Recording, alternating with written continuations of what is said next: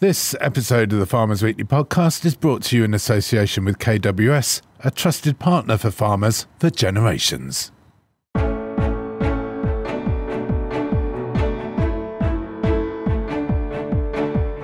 On farming, you have shot yourself in the foot horribly when you're trying to take farmers through a really difficult transition. To piss them off for very little benefit was just a dumb thing to do. So I'm hoping that he's going to get the show back on the road. They're going to continue to spend public money on public goods. They're going to put a bit more up in the uplands where the options weren't too great. And we're going to continue that transition. A former Defra advisor says the government must win back farmers' trust if it's serious about successful agriculture. We find out about new funding opportunities for farmers thanks to private investment from big corporations. And we speak to Emily Norton, the new chairman of the Agriculture and Horticulture Development Board, about her plans for the organisation and how it spends farmers' money. Welcome to the Farmers Weekly podcast, recorded here on location at the 2025 Groundswell Regenerative Agriculture Festival. I'm Johann. I'm Louise Impey. And I'm Hugh Broom.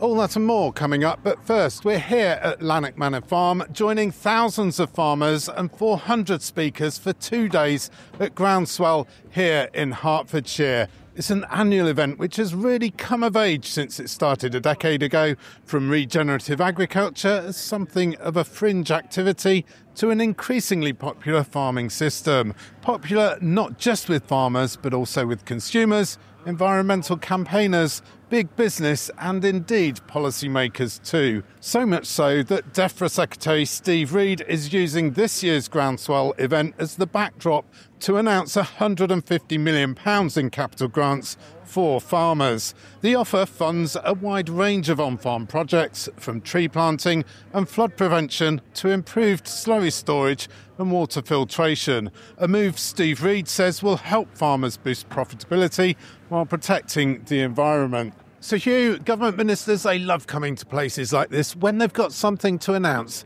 And Steve Reed announcing £150 million for farmers in capital grants here at Groundswell.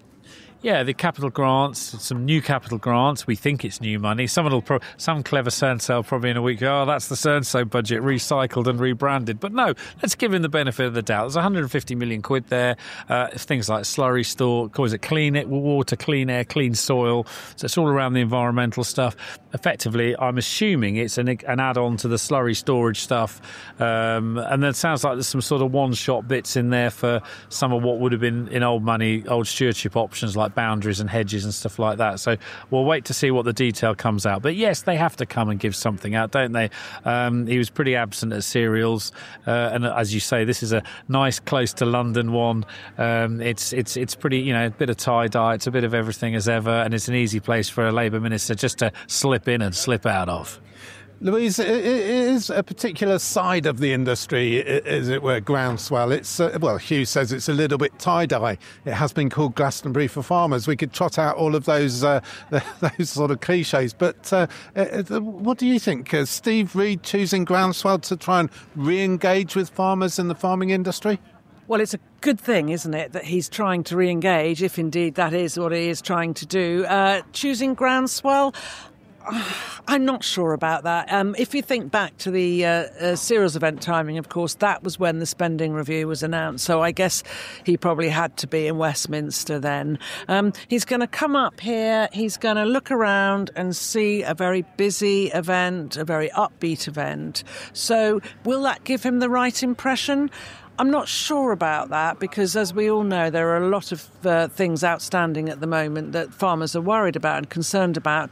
This, of course, event does go a bit wider than just a practical or technical farming event. We have got the food side of things here. We have got other areas of interest to people very, very strongly, the nature side, the biodiversity. We've also got the book signings, the chefs, all that going on. So he's going to see a much wider picture than just practical farming here. Is that a good thing? I don't know. Hugh, not many marquees, but lots of wigwams and teepees. Lots of wigwams and teepees. But it's the usual, I haven't been to Groundswell for a couple of years, actually. It's interesting, the evolution of it. It's a great event. And it's, I don't know, it's always a really good turnout of people, and it's a fantastic networking thing. And it's full of people with ideas, and everyone's talking about everything. So that's always good. It's interesting to see the corporate involvement, because I remember the first one I came to, it was still very sort of, I don't know, holistic and green and lovely and tie-dye. Use it again. This time, and then last time I came, which was a couple of years ago, a lot of the big corporates had got in there with like mega stands. Look at us, we're selling ag chem now, and we're at Groundswell and da-da-da. And then this time you come in, and it's a nice balance, because some of those big corporate ones have just throttled back. Now, probably throttled back because arable margins are a bit rubbish, whatever bit of the supply chain you're in, so they can't afford a big flash stand, so they've gone for a smaller tent. But it's still a good turnout, a good diversity of stuff. And look, it's always good, isn't it, when you can have on the same showground, you can have the National Farmers Union, you can have the CLA, and you can have the Vegans Against Animal Farming, always stands on the same showground, and they'll all sit there and debate it all through. So a great ideas thing. And I think, as we said at Cereals, Cereals nicked the idea of these. I mean, these are the ultimate, these lecture theatre things. We're sat in one at the moment, these teepee things around the showground. They're absolutely fantastic, because you walk round the showground, and wherever you go, you get sort of dragged into the debate, because if you hear what's going on, it interests you. So let's hope the Minister has got a feel for that and listened to some of the more intuitive and pro-farming and production and productivity type debates, and perhaps less of the slightly left field, nevertheless interesting, but slightly bonkers debates, which also go. But that's part of the whole loveliness of the whole thing. It brings it all together. Well, let's go out and have a walk around ourselves, meet some farmers and find out why they've come to Groundswell 2025. Robert Law, I farm around Royston in Hertfordshire. I'm going around looking at, sort of funding streams, really, whereby, we're not going to get the government funding now, which we've been used to. So I'm looking for these schemes whereby if you do certain things, companies will pay you so they can achieve their environmental profile and their offsets and everything. That's the sort of thing I'm looking at, Maine. I haven't come here to study dung beetles. Hannah Mann from Bedfordshire. We've been coming for probably the last 6 years. I've really been looking at the Romney sheep. I went down there and had a conversation with the people down there, and came back and told Andrew, my husband, and he said no. So my name's Tom Pearson. I'm a farmer not far from here in West Cambridgeshire. I think there's a role for farmers to play in food, farming, health. That's what my sort of my shtick is for this year. So I'm concentrating on some of those talks. And I think where there's some unique opportunities we could pick up on if we're clever about it. Just some of the voices here at Groundswell, all exploring different ideas and opportunities here at the show. We'll look at some of those opportunities in more depth in just a moment, but first, a short break. The Farmers Weekly Podcast.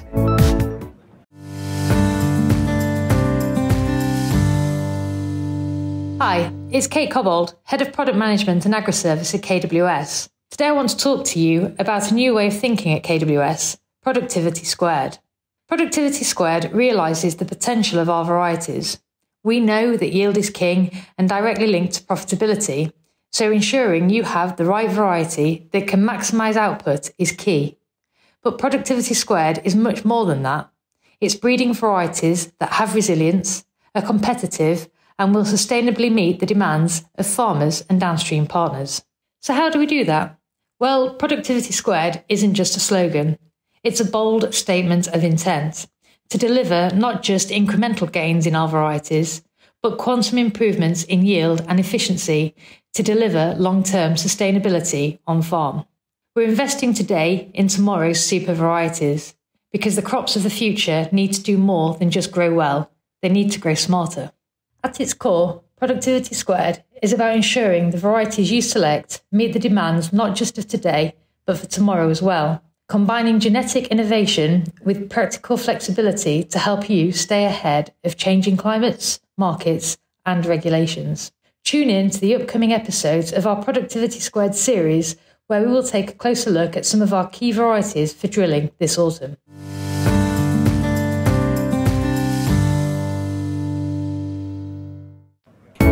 The Farmers Weekly Podcast. Now, welcome back to Lanark Manor Farm, where we're at Groundswell 2025. Now, a big topic here is ways to generate much needed farm income in a way that's good for the environment as well as for farm business. Amelia Rome, farm business consultant at the Anderson Centre, says it's clear that agriculture can no longer rely on the government for financial support, which makes looking for alternative sources of income all the more important. It has been very uncertain, especially with government-based schemes going forward and what the future of those are going to be in terms of what they're going to be required to deliver, and also the payment rates of those, which is really paving the way for more private markets, so premiums for regenerative-based systems, etc., preferential finance from banks, etc. Dare I say the carbon market moving forward, but I think it is going to pave the way for the private finance, and it will be things like larger companies, larger corporates, so it will be your chemical companies, your seed companies, dare I say your grain merchants that will say if you grow this in a certain way, we will remunerate you in this way. That's Amelia Rome from Anderson's. So how do farmers access some of this private money, including from what's known as the nature market? Well, earlier, Louise caught up with Hannah Avery from the Green Finance Institute, which helps farmers do just that. Nature markets, which are what we call voluntary carbon markets and compliance markets like biodiversity net gain, that is obviously moving in the UK. We see a lot of sales of carbon credits and B&G units, for example. They are hindered a little bit at the moment. One is B&G is fairly new, so it's got some teething issues, but we are optimistic that it's a good statutory market. It's the only compliance market we really have, so we really need to support that. Voluntary carbon, the challenge is there's not really a demand driver for businesses to buy voluntary carbon, so that's something we're trying to address. So we're sort of optimistic around the nature markets piece, but it's perhaps moving more slowly than we would have thought than a couple of years ago. And for farmers here at this event today, obviously their funding opportunities have got a lot smaller, they're dwindling. So this is really now quite an important area for a lot of farms. Can you give them much hope on that? Yeah, I think we need to look beyond what I would call nature markets, actually. So nature markets, as I mentioned, the carbon markets, voluntary or biodiversity net gain, is not going to work for every farmer. It's just not. Upland sheep farmer, you're not going to be selling much woodland carbon, and you might not be anywhere near development for biodiversity net gain. So we have to think about other ways that we can get the private sector investing in our landscapes. So what we're seeing as an emerging theme is that businesses are really recognising that they have got water shortage issues, they're worried about flood management, they're worried about soil health.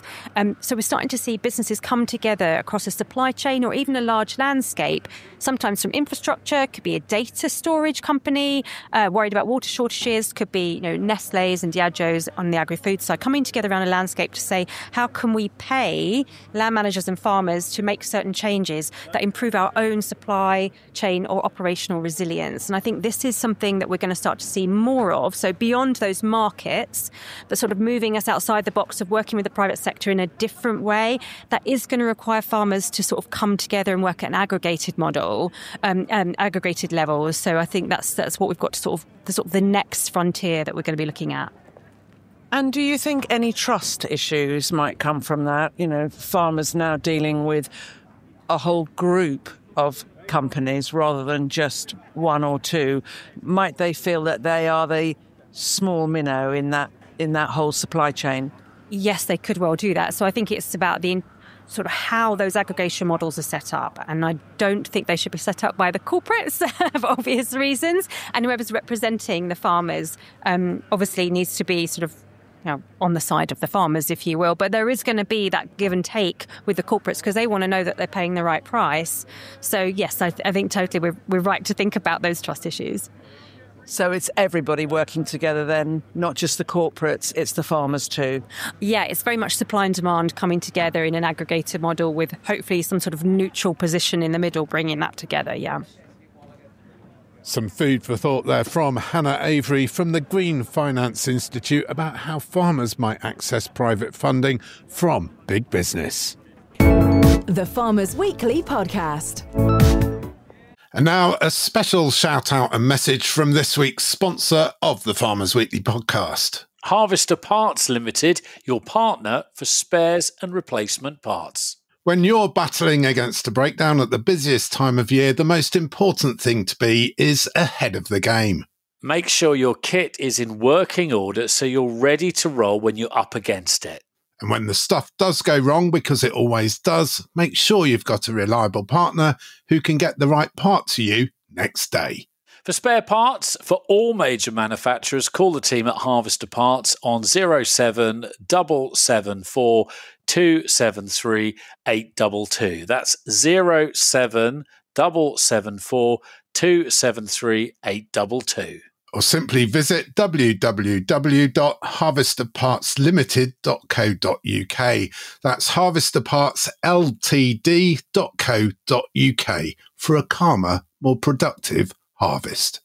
The Farmers Weekly Podcast. You're listening to the Farmers Weekly Podcast, recorded here as live at the 2025 Groundswell event near Hitchin in Hertfordshire. Louise, a little bit of a dull day today after a week or more of absolutely soaring temperatures. You're back from holiday. Did you have a good time? I had a great time, thank you very much. As you rightly say, the weather's changed somewhat. I think quite a few people who are camping here will be quite pleased about that, because under canvas it was going to be very, very warm if that heat wave had continued. Loads of people, very busy, lots to see, lots to do and lots to hear. So well done to the Cherry family. You can just see, can't you, by the numbers here, another great event, very well attended and something for everyone. They've slightly rejigged the format this year in terms of the show layout. They've moved the big top, which is where all the big events all the big presentations take place. So it's down the field a little bit more. So people are really sort of exploring Groundswell to its full extent. Hugh, you've had a walk around. Have you seen anything in particular that's caught your eye? Well, there's all the usual stuff. There's loads and loads of wildlife trusts and societies and pressure groups and NGOs and all of that you'd expect. So there's a good turnout there if you're into that sort of stuff. Some very nicely bred sheep with Hayden Woolley's low carbon sheep, really interesting there. 30% lower methane output from these sheep, and they're easy care as well. So they're the sheep of the future. Very interesting as well. Farmer mobile chicken house, which is cool because I'm quite into the idea of bringing some chickens back, because we had them years ago. It's basically a fully automated. It looks like a giant porter cabin on wheels. You can drag along with a tractor, but it's fully automated, free-range chicken house. That's quite interesting. So it's a really beautifully produced show, I have to say. It always is, with the catering and the layout and all of these discussion areas and all that's going on. So now there's lots and lots to see, and there's been lots and lots and loads of people to talk to. And then further down in the demonstration field, if that's your thing, you can go and look at all the direct drills working, see all the different machinery operating. And of course, the other thing they've got down there is the different cover crop mixes and all those sorts of things, which, again, a big part of a farming system now. Still very much the thing, despite the changes or the closure of the sustainable farming incentive to new applications. Hopefully that will be coming back on stream sometime soon. But yeah, there's a lot of interest down there at that end of the show, isn't there? There is a lot of interest because, of course, it's such a great opportunity to see all that together, isn't there?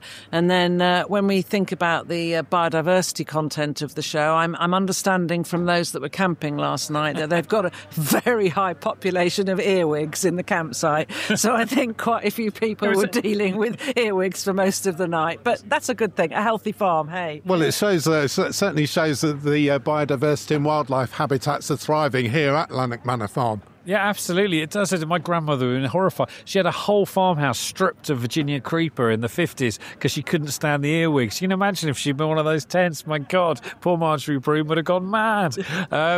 It's a really good turnout. It's always interesting as well, isn't it? Because when you look around the crowds, and I remember observing this a few years ago, you've got you can pick people out, can't you? You can.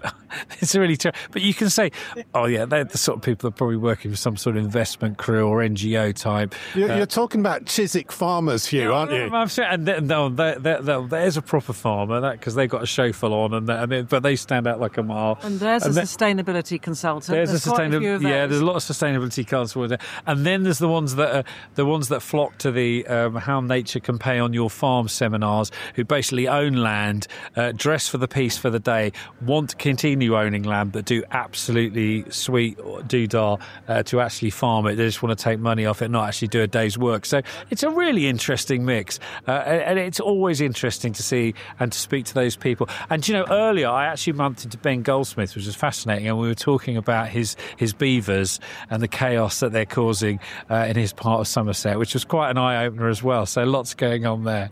Ben Goldsmith, of course, former Defra non-exec director and ardent conservationist, Louise. Yeah, I think he's terribly interested, isn't he, in reintroducing an awful lot of species that farmers are less interested in. But there you go. I mean, beavers on your farm, Hugh? What do you reckon? No, I don't want beavers on my farm. But I said to him, we were talking about, I said, surely, Ben, what we need to reintroduce is some more wolves and big apex predators to take out badgers and foxes. And he actually agreed with me. He said there are parts of Europe where they've done that, and it's actually been really successful. So you never know. Although you've obviously got to teach a wolf not to eat a lamb. That's a key point.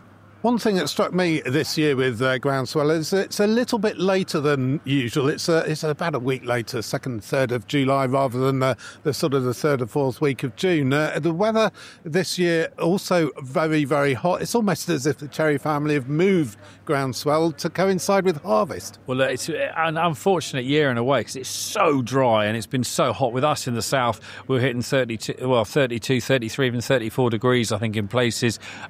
My maize this week has taken an absolutely top hole last weekend. It's taken an absolute battering this week with this heat. The drought, interestingly, talking to a friend from Herefordshire, he was telling me how for the first time ever, it gives you a reflection of how bad this drought cycle has been.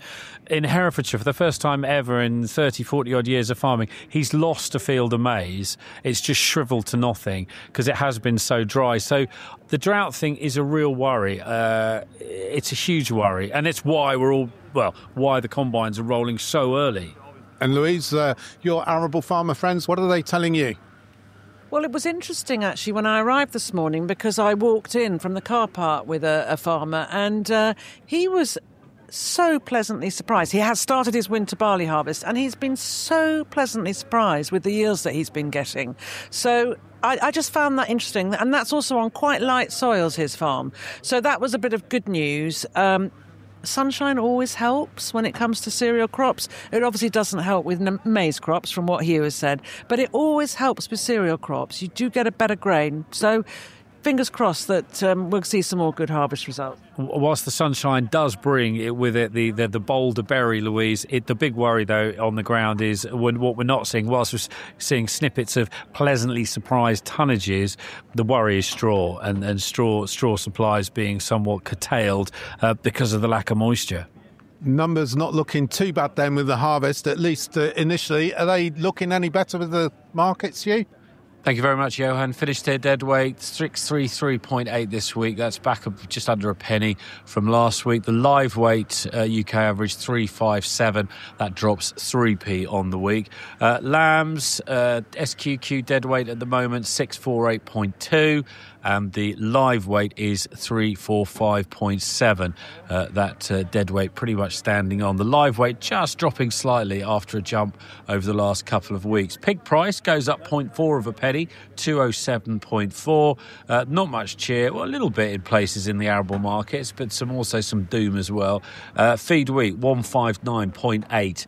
That has gone up a massive 20p a tonne, so count yourself lucky there. On the milling wheat, you've gained £3 this week on spot, 182 dead, up from 179 last week. Feed wheat, 138, that's dropped back getting on for £5, just over £5 on the week. Oilseed rape falls back as well to £382.50, back from £400.70 last week. Feed peas, 217.3, they fall back. Feed beans, 222.30. If you are filling up the tractor with diesel, that has dropped back slightly, actually, 68.35.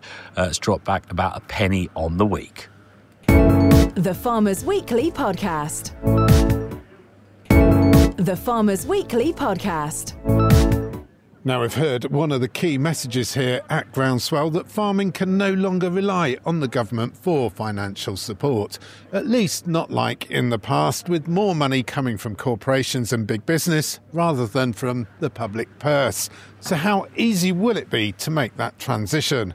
It's a question Hugh and Louise put to Henry Dimbleby, author of the National Food Strategy under the last government. He says the government's Environmental Land Management Scheme, or ELMS, still has a key role in supporting farmers. It's a knowledge transition, a skills transition, and fundamentally an economic transition. It doesn't work unless the economics are right, and that's what ELMS should be about. That is what the future farming policy should be about.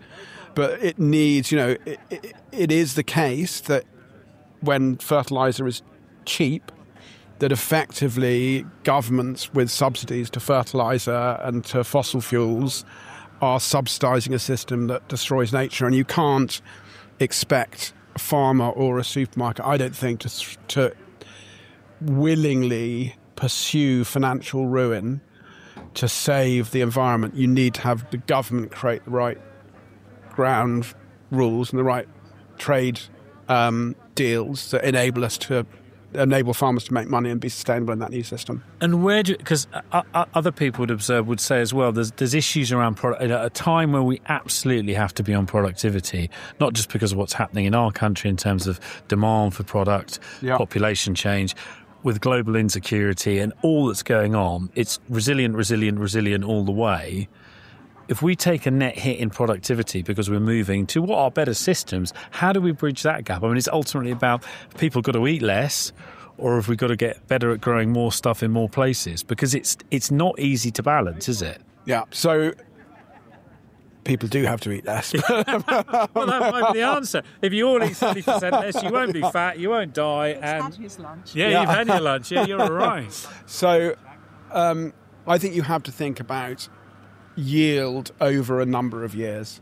Yeah. And so you have to think about resilience and you have to think about the true cost. If we had, as you do, the other thing that with the floods as well, that was the other time people were looking at regenerative farmers and saying, why have I got water on my field and they haven't got water on their field?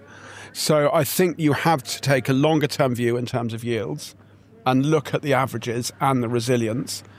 And then you're always going to, I think, with our country, we're always going to be exporting a bit and importing a bit. That is just, the soils are different in different parts of the world. I don't believe in self-sufficiency. I believe in food security. The idea of self-sufficiency, if you think about Egypt and Ukraine, is nonsense. What are you going to do? You're going to move half the population of Egypt to Ukraine because that's where their wheat comes from. So I think we need to think about what the best use is for our soils, and resilience to climate needs to be part of that. And that means you have to have a long-term solution, not the sticking plaster of a mined food system. In the end, we can't mine our food. So I think there will be biologicals. Fertiliser is not going to go away. I think people are already experimenting with biologicals. People will work out how to work. I was up at John Innes Centre the other day. People getting extraordinary increases in yield in experiments by working the soil much better, because the money hasn't gone into this. Or not working the soil. Or not working the soil, exactly. But the science hasn't gone into it. No one's been spending the money to look at exactly how to do this really well. We're right at the beginning of it. So I think that you need the resilient soils, and I think we will develop technologies. Funnily enough, an organic farmer described them as technologies to produce high yields without using the kind of inputs we do today. So I think that's a false tension in the long run. It's definitely a real tension in the short run. As the author of the National Food Strategy, what would your message to this government be? Well, so on farming, it would be, you have shot yourself in the foot horribly. And I think, poor old Steve Reed and Daniel Zeitner, they didn't know that the inheritance tax was coming. It was when you're trying to take farmers through a really difficult transition, to piss them off for very little benefit was just a dumb thing to do. It wasn't their fault. And I hope now they've actually, I think, got a really quite a good settlement compared with what a lot of people feared. But I've seen farmers who haven't got any government money in their forecast. They've taken it all out. So I'm hoping that he's going to get the show back on the road. They're going to continue to spend public money on public goods. They're going to put a bit more up in the uplands where the options weren't too great. And we're going to continue that transition. It's difficult. It's a complex system. So on that front, it's get going again. Put those fights behind you. Hopefully find a way of solving the inheritance tax thing before the next election, or you're going to find that very difficult. And then on health, I worry that they're going to duck it again.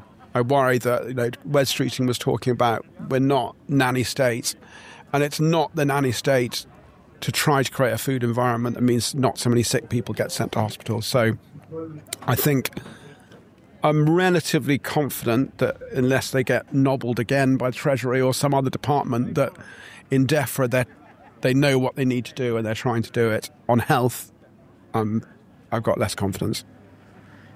So Henry Dimbleby there, the author of the National Food Strategy just a few years ago, Louise, still very much involved in policy and enjoying, as he puts it, butting in. Yeah, he freely admitted that, didn't he? He likes to butt in. He says people don't always want to hear what he has to say, but he obviously just can't resist it. Look, from the farming perspective, we obviously need people like Henry Dimbleby, who is very good at explaining the importance of having good, healthy food and the link in with nutrition and healthy people. So important that he's there. Obviously, farming's got to now take centre stage, I think, in this whole... It's a whole new world opening up here, this link between the way that the food is grown or produced and nutrition and the health of the population generally. Now, there are some big hurdles to climb there, but we've got to make sure that farming really does get the recognition that it deserves and has the place that it needs to have going forward. Hugh, very much majoring on health in what he was saying to us. And Henry has the experience of talking to the top levels of government. He also has experience of knowing what consumers are after in terms of being, as was the co-founder of the Lyon restaurant chain a good few years ago now. He knows what he's talking about right across the piece, beyond the farm gate. Yeah, he does. He's obviously got that experience, and particularly that experience with the administration and the business building. The one thing that still sits out for me, though, is he's absolutely right, everything he said. And you'll remember, if you spool back, if you want to get into the podcast archives, there's a cracker from, I think it was about 2021, where we took that Dimbleby thing to pieces. And actually, it's a really good report. It's a really good report. It's well written at every level, the farming, the health and everything. But there is still, for me, this gap. And the plan isn't 100% clear. He is right in what he says. We need healthier soils to grow healthier feed. Get that. But this productivity thing is what sits in my mind. And everyone else I talk to, when you talk to the guys who are down and dirty, the guys that are growing it, are breeding it, are trying to make it work, it's about productivity. And the worry is that this transition still has too many risks in it, whether it's commercial. There's not enough hand-holding for those producers that want to go there. And so, I mean, the one useful thing that Henry says is that, some form of government support is key. He said, it's pleasantly surprised that Defra got as much as they did. Might not be as much as you want, but as much as they did. But the key thing now is delivery, isn't it? And hopefully we're starting to see, using a phrase, the green shoots of growth. If you could rebuild that trust profile, you've got to get rid of the IHT thing, start to rebuild it. You could actually do it, but there's got to be a support system and a long-term support system where options are available for long periods of time so you can move from one system to the other. But there's still yet to be. I mean, some farmers will say you have a rocky 5 years and then you're okay. But then others would say, well, you will see some drops in productivity and output. And that's the circle for me isn't quite squared until you've nailed that piece off. Henry Dimbleby here on stage doing a piece with former Defra Secretary George Eustace and former Sainsbury's Chief Executive Justin King, asking them about what their message for government would be. Louise, you asked Henry what his message to government would be. It was a lot of it was about trust and getting farmers on side and, to be blunt, not pissing them off, as he said. Yeah, lots of straight talking from Henry today.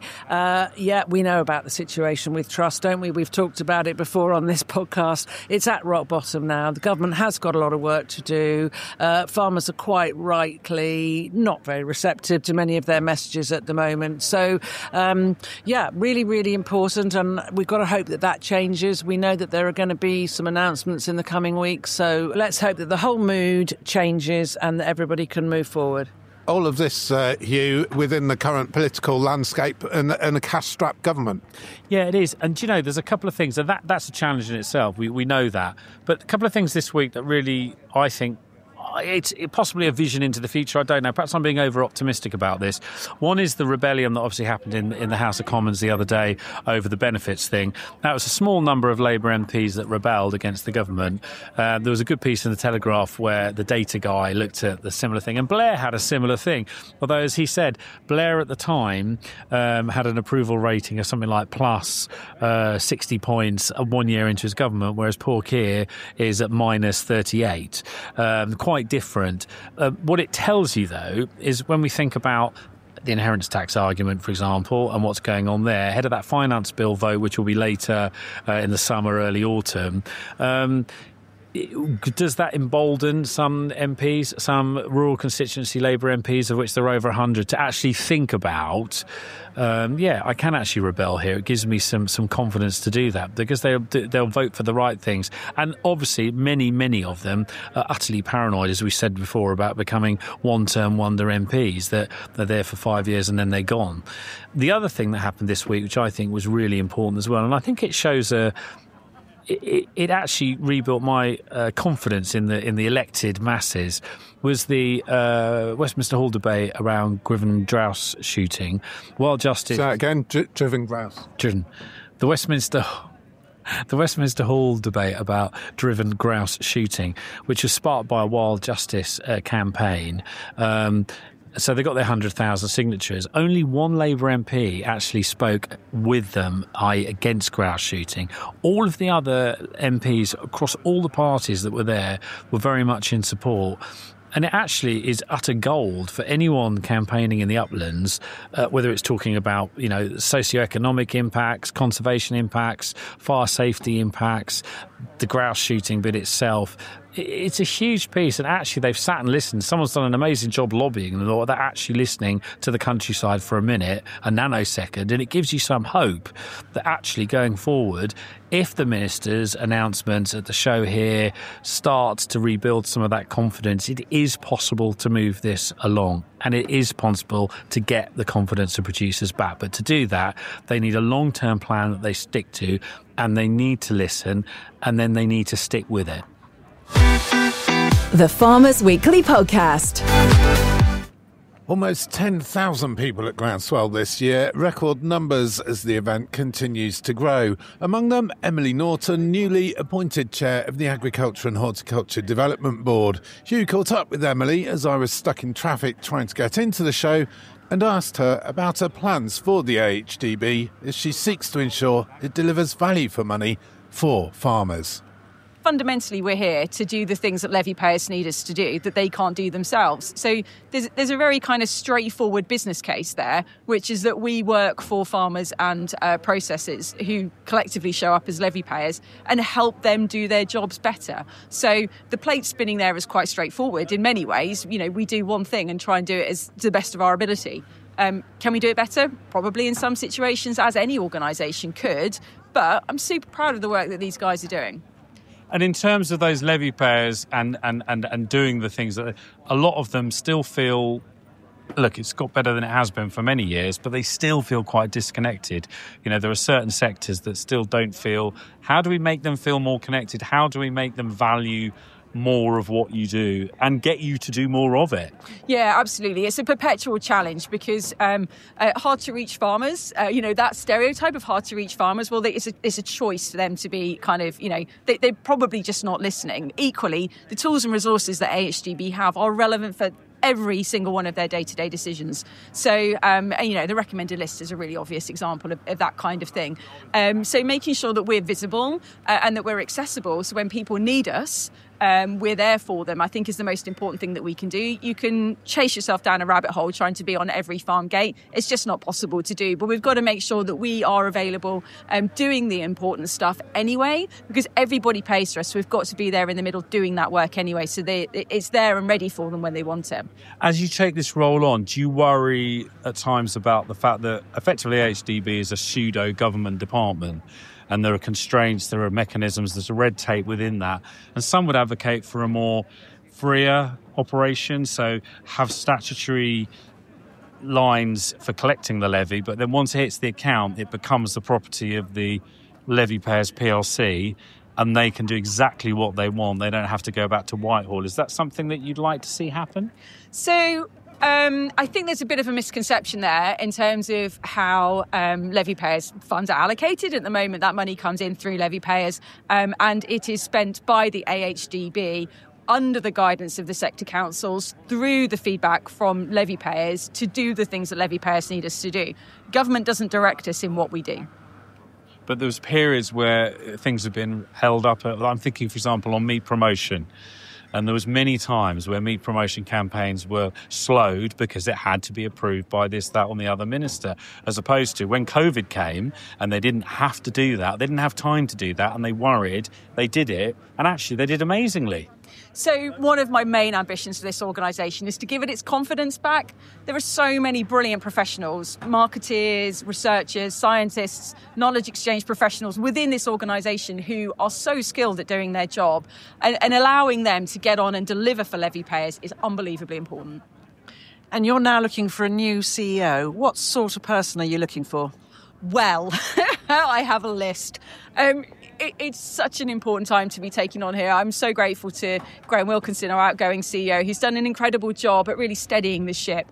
He's been poached to go back to the private sector, and, credit to him. So we really want somebody to carry on doing that good work, a people person who really understands the needs of the organisation, understands the needs of agriculture. So I put out a request on LinkedIn the other day to make sure that we are representing the full experience of this industry. So when I say experience of agriculture, it doesn't mean you need to have been a farmer.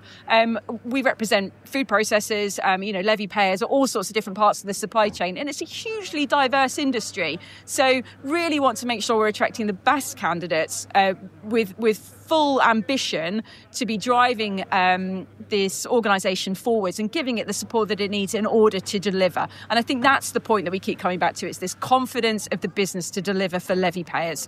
And so somebody, my champion who wants to come and be my partner in crime on this mission to deliver for levy payers and get this organisation really singing that's my request. So it might be their first chief exec role, but we do need somebody strong and experienced in business and in people and in organisational structures, and who gets some of that nuance, as you alluded to, Hugh, around that political relationship too. Speak to our people team. Emma Sudworth in the people team is there to kind of make sure that we are recruiting the very best candidate. Your current chair term lasts for... Oh, it's infinite. No, it's not infinite. I think it's... You sound like Trump. No, I know. I'm here forever. No. Yeah, exactly. Well, provided I'm doing a good job, right? So I think it's 3 years and then it's reappointable. And then what would you say the things you want to see happen by the time you get to the end of that first 3-year term? Confidence. Right. This is a brilliant organisation and it needs to deliver for levy payers, but that confidence is also in the industry. I think what we've seen is this general kind of maelstrom of not really knowing what farming is for. We've had the whole kind of backwards and forwards over, are we park keepers? Are we just being paid to look after the environment? I really want to set a growth agenda for this industry. We need to be economically relevant. We need to be attracting the best and the brightest. We need to have an investment case. A lot of that is simply knowing what we are for. And if we are for a growing industry that can meet the needs of consumers, stronger farms, healthier families, better food for all, then I think that we can start going in the right direction. So if I'm seeing the green shoots of that in 3 years' time, I would be absolutely thrilled. So Emily Norton there, the new chair of the Agriculture and Horticulture Development Board. We've had her, of course, on the podcast before, a Farmers Weekly columnist and also a farm business consultant. Very, very well connected politically, as we said before, Hugh. Were you impressed with what she had to say today? Yeah, I mean, she's gone. She's jumping into the deep end there, isn't she? She's jumping into an organisation which still has moved on, as we said before. It's moved on quite a lot from where it was 3 or 4 years ago. But at a time when the chief executive's leaving, they've got to appoint a new chief executive, and I think there's a bit of not mission creep, but a bit of mission lag has happened. I think the wheels were churning, reform was happening. Even the stuff that Nick Saphir did and that team in terms of moving HQ and trying to trim their cloth a bit and cut down on expenditure. I think it needs a reinvigoration, and I think Emily, she's certainly got the enthusiasm and the determination to get in there and give it a fair kick, because it needs it. And Louise, confidence is what she said. Did you buy that? Oh, I did buy it, and I absolutely understand why she said it. Will it happen? I really hope so, because I agree with her. It is all about getting that confidence back and really building that. And, if that's going to be her focus, I think that's a really good thing. And you think she can take farmers with her as well? Good question, Johann. I hope she can take farmers with her, and I hope that farmers recognise that they need to be taken somewhere. But, that's down to her, isn't it? She's going to have to get on with it. She absolutely has to take farmers. If she is to succeed in that job, she absolutely has to take farmers with her. After all, it is their levy body. They're paying the levy, or the bulk of it. Obviously, supply chain pays some as well. And actually, as farmers, we need to, perhaps as farmers, we need to ask more of the levy boards, because the levy boards have got huge amounts of talent. There is huge amounts of knowledge in there. There's huge amounts of stuff that we should be implementing in our businesses that they're finding out and demonstrating every day. And all of the stuff they're doing and complementing, and all the promotion stuff, all the reputational protection stuff that they do. And perhaps as farmers, we should be more demanding and ask more, and then feel we get something back. So we go with it and we believe it. And we see it as a positive tool to our business, and it's complementing our business. So, yeah, she absolutely has to take farmers with her. And if she gets to the end of 3 years, which is the first term that she has, and there's doubts over whether she's taken farmers with her, then, yeah, it's time to sit back and reset. But that has to be her mission, because without that, it's a dead duck. Well, that's Emily Norton's mission, and our mission too here at Groundswell has just about come to an end as well. Before we go though, Louise, your final thoughts from your 2 days here? Look, it's a much bigger event now, isn't it? It's a much bigger event than it used to be. And some people have said to me they're just finding it a little bit overwhelming. They're not quite sure where they need to be, which discussion they need to take part in, what talk they need to listen to. So that's just a bit of feedback from people visiting the event. It is quite difficult to get to see and do everything that you want to do while you're here, but that's because the event has grown and because there's been a great bit of interest in it. So, yeah, it's a terrific event, really. You just got to have quite a focus, I think, when you come here to get the most from it.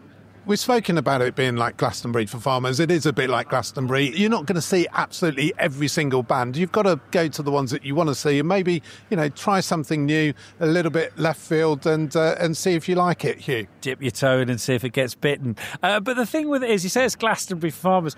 I suppose it is in a way. It's that ironic. There was a lot of heat in the press this week about Glastonbury, obviously, but there was one piece I read where it was really going. It's like this sort of mega fest of middle-class Waitrose Britain, all pretending to be green, yet powered by numerous hydrocarbon-driven diesel generators. You could argue slightly it's a mega fest of people trying to be green farming, all driven by a whole cluster of hydrocarbon-driven diesel generators. Anyway, that's a separate point. But it's a great event, and it always amazes me. You try and just dip into Groundswell and you can't get around quickly, because it's a wonderful event. So many people to meet, so many people to see, so many people to catch up with. Can't recommend it highly enough. And look, every time I come here, and one of the things I really enjoy about this event, it's one of the few farm events that I go to every time, and it always delivers a whole load of new ideas into the old grey matter, and you drive home thinking, what if we do this, what if we do that, boom, which is just phenomenal. And for that, I love it dearly.